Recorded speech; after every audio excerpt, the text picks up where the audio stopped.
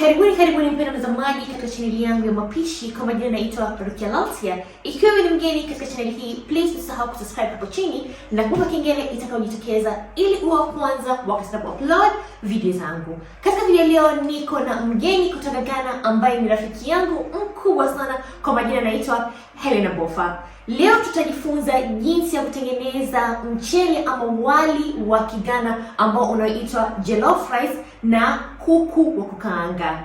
Sasa tuanze na video ama recipe ya leo. Makinika nami hadi tamati. Hapa nitamtambulisha rafiki yangu kwa Kizungu, alafu tutaendelea na recipe yetu kwa Kiswahili. Hi guys, I'm Helena and today I'm joining Rukia in her RUKIA LALTIA's kitchen. So today we're gonna make jollof rice, authentic Ghanaian jollof rice. So here you can see our ingredients. We have chicken, we have beef, we have fresh tomatoes, we have carrots, we have some bell peppers, tomato paste, and of course we're gonna make some Ghanaian salad also. So tune in. Moja kwa moja tukianza na upishi huu wa jollof rice, ataanza na kukata kuku wake kwa vipande vya kiasi. Baada ya kumkata kuku wetu, kisha alafu tutamuosha na tutaweka spices hizi za kawaida. Tutaweka Magi cube nusu, chumvi kiasi, pilipili ya kukausha ama pia unaweza kutumia hizi pilipili za kawaida ama pia pilipili ya mbuzi, na spices za kuku kama kijiko nusu kidogo, na utakoroga vizuri. Alafu utamweka kuku apikike kwa moto mdogo mdogo. Huku kuku wetu akipikika, tutaendelea na maandalizi mengine ya nyama. Tumetumia nyama ya ng'ombe ama pia unaweza kutumia nyama ya mbuzi ama ya kondoo.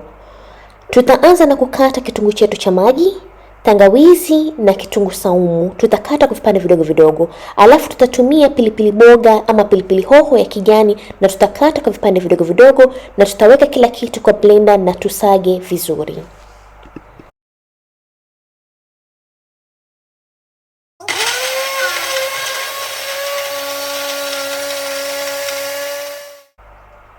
Kama unavyoona mchanganyiko wetu uko tayari, na kisha tutamimina kwenye nyama yetu ya ng'ombe. Tutaweka na chumvi, tutaweka na Magi pamoja na rosemary na spices za nyama, na tutaweka na maji kiasi, na tutafunika tuache nyama yetu ipikike kwa moto mdogo mdogo. Na kisha tutaendelea na matayarisho ya kutengeneza sosi ya wali wa jollof rice. Kama unavyoona tuko na pilipili boga, tangawizi, kitunguu saumu, kitunguu maji na pilipili. Tutakata vipande vidogo vidogo na pia tutasaga vizuri. Kisha tutachukua sufuria kubwa kama hii ambayo tutatumia kutengeneza wali wetu. Utaweka mafuta takribani kikombe nusu, na tutawacha mafuta yapate moto vizuri. Na huku tukiangalia nyama yetu ya ng'ombe iko tayari, tutaikaanga nyama yetu kwa mafuta yaliyopata moto kwa takribani dakika 2 mpaka 3.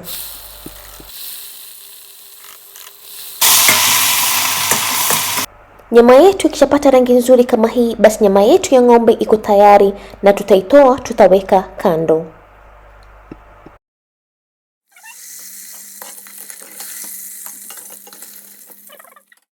Alafu tutaweka mchanganyiko wetu wa pilipili, kitunguu saumu, tangawizi, kitunguu maji pamoja na pilipili hoho katika sufuria yetu ya mafuta, na tutafuatilia na kuweka tomato za mkebe tin 2 na tutachanganya vizuri. Sababu tuko na haraka, tutatumia hizo tomato za mkebe ama pia unaweza kutumia tomato za kawaida, lakini hakikisha umezichemsha kabla ya kutumia na utasaga vizuri. Saga vizuri tomato zako, kisha utamimina kwenye sufuria yako na utakoroga vizuri, na uache mchuzi ama sosi ipikike takribani dakika 10. Baada ya dakika 10, kisha tutaosha mchele wetu. Nimetumia mchele basmati ama pia unaweza kutumia mchele wote ambao utakaopendelea. Alafu tutamimina mchele wetu katika sosi na tutachanganya vizuri ili mchele usipate kushika chini ya sufuria. Mchele wako na mchuzi ama sosi utakapochanganyika vizuri, kisha utaweka maji ya kiasi katika mchele ili mchele wako upate kuiva vizuri pamoja na chumvi, na utakoroga vizuri na uache mchele ama jollof rice yako ipikike kwa moto mdogo mdogo. Huku jollof rice yetu ikipikika, tutaendelea na matayarisho ya salad ya Kigana. Kama unavyoona, nimekuja kumsaidia Helena ili kutengeneza salad ya Kigana. Na jollof rice yetu hapa imeshakauka maji vizuri.